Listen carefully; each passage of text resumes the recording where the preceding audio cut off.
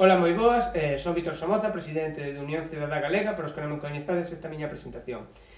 O pasado día 31 de outubro presentamos un escrito dirixido á Xunta de Galicia solicitándolle certa información, ademais de explicarlle que, tal e como solicita Ferroatlántica, a venda por separado significaría unha alteración das cláusulas de transmisión da concesión, producindo unha concesión totalmente diferente a pactada no seu día, e sendo todos os actos administrativos que permitan esa venda nulos de pleno dereito.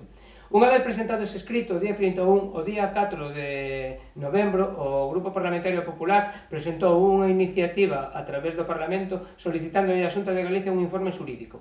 Dado que parece ser que o Grupo Popular ten dúbidas sobre a legalidade dese acto administrativo, que calquera persoa que teña sentido común sabe que é nulo de pleno dereito, porque cando ti firmas un contrato e non cumples o contrato, ese contrato rescíndese, que sería o caso o que nos estamos referindo.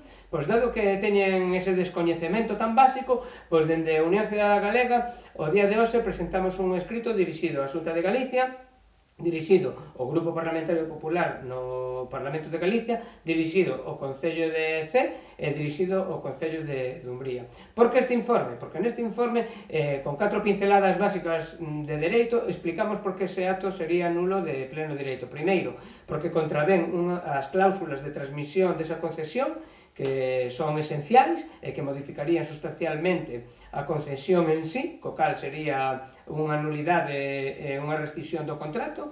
Segundo, porque están vulnerando os principios de boa administración que ten que ter a Xunta, porque ten que velar polos intereses xerais, non polos particulares de Ferroatlántica.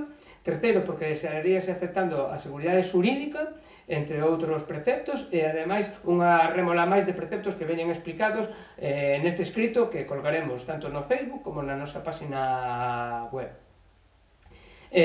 Tamén, dende aquí, decirvos que un dos motivos polos que lle remitimos este escrito tanto ao Concello de Cee como de Dumbría é porque son partes interesadas nesta concesión. Entón, no suposto de que haxa ese acto administrativo, estamos dando as bases para facer o recurso contencioso administrativo, no suposto de que a Xunta de Galicia non vele polos intereses da colectividade. Neste escrito damoslle que son as bases para poder, como insisto, encauzar o recurso contencioso administrativo para solicitar a nulidade de pleno dereito dese acto administrativo. Dende aquí non tenemos máis que decirvos, que seguiremos pendente deste tema, que se temos algún tipo de noticia ou presentamos algún escrito máis, vos lo comunicaremos. Un saúdo a todos e moitas gracias.